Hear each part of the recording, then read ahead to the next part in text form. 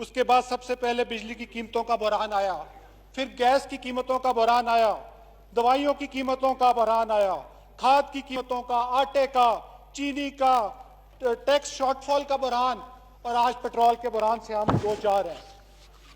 تحریک انصاف کی حکومت کے بعد تقریباً 1 کروڑ لوگ بے روزگار ہونے جا رہے ہیں، 50 لاکھ گھرانے پاورٹی انڈیکس کے اندر کے نیچے آ رہے ہیں۔ جناب اسپیکر، ہمارے وزیر اعظم صاحب لائف اور لائیولی ہوڈ کی بات کرتے ہیں، اور چونکہ میں انہی دو سیکٹرز کے حوالے سے آج بات کروں گا، اور چونکہ وہ جب لائیولی ہوڈ کی بات کرتے ہیں تو شاید امپلائمنٹ کی بات کرتے ہیں، تو پاکستان کے 6 کروڑ امپلائڈ فورس میں سے تقریباً 3 کروڑ کی امپلائڈ فورس جو ہے وہ ایگریکلچر سیکٹر کے ساتھ ہے۔ لیکن جناب اسپیکر، وہ ایگریکلچر سیکٹر جو خالی نہ صرف 24% of the G D P ہے، لیکن وہ 50% 3 کروڑ لوگوں کے روزگار کا ذریعہ ہے۔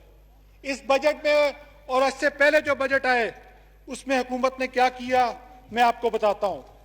1972 کا جو سروے ہوا، پاکستان کا ٹوٹل کلٹیویبل لینڈ قابل کاشت رقبہ 22.1 ملین ہیکٹر تھا۔ فوڈ اور agriculture organisation of United Nations جو ہے وہ کہتی ہے کہ 10 ملین ہیکٹر اس میں ایڈ ہو سکتا ہے، جس کے لیے آج تک حکومت نے کوئی کام نہیں کیا۔ یہاں پہ اس چیئر پہ بیٹھے اسپیکر نے ٹاسک فورس بنائی۔ ٹاسک فورس کا کام یہ ہونا چاہیے تھا کہ کاشتکاروں کے لیے آسانیاں پیدا کرتے، لیکن پتہ نہیں اس ٹاسک فورس نے کیا کیا۔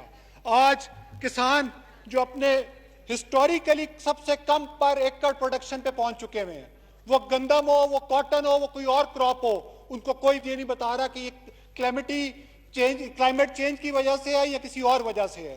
جناب اسپیکر، ریسرچ کی بات کریں تو کہتے ہیں کہ ہم یہ ریسرچ کے لیے تنخواہیں تو دیتے ہیں، لیکن ریسرچ کے لیے پیسے کوئی نہیں دیتے کہ ریسرچ ہو سکے اور یہ پتہ چل سکے کہ آج پاکستان کے کاشتکار کس طرح کے بیج استعمال کر رہے ہیں اور کس طرح کی وہ سفر سے گزر رہے ہیں۔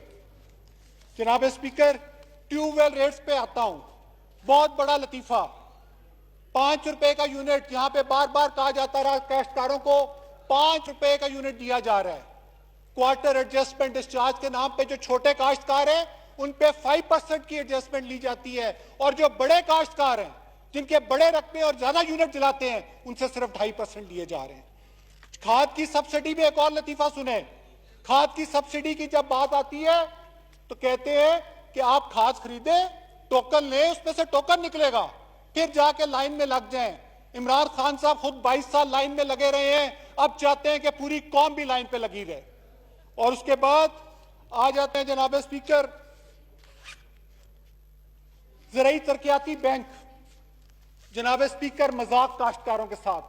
آج جب کائبر 8% پہ ہے تو آپ کو پتا ہے کہ زرعی ترقیاتی بینک جو سب سے بڑا انسٹرومنٹ ہے ایگریکلچر سیکٹر کے اندر لیکویڈیٹی انجیکٹ کرنے کا، وہ کس پرسنٹ پہ آپ کو دے رہا ہے کاشتکاروں کو؟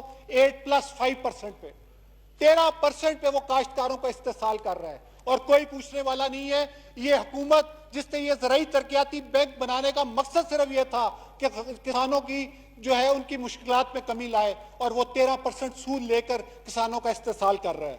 جناب اسپیکر، آج اس ملک کے اندر اگر سب سے زیادہ کسی چیز کی ضرورت ہے تو وہ ایک نیشنل کمیشن آن ایگریکلچر کی ہے، ایک انڈیپینڈنٹ کمیشن کی ضرورت ہے، جس کمیشن کو ایک تمام سٹیک ہولڈر جس کے ممبر ہوں، پرائیویٹ سیکٹر سے بھی اور پبلک سیکٹر سے بھی، اور وہ نیشنل کمیشن ریگولیٹ کرے زرعی اجناس کو، وہ انٹرنیشنل اور لوکل سپلائز کو دیکھتے ہوئے کسانوں کی اجناس کی قیمتیں مقرر کرے۔ اور میں سمجھتا ہوں کہ یہ وقت ہے کہ اس وقت کے اندر ہمیں اگر اپنے کاشتکاروں کے لیے کچھ کرنا ہے تو ایک ایسا ریگولیٹر ادارہ، ایسی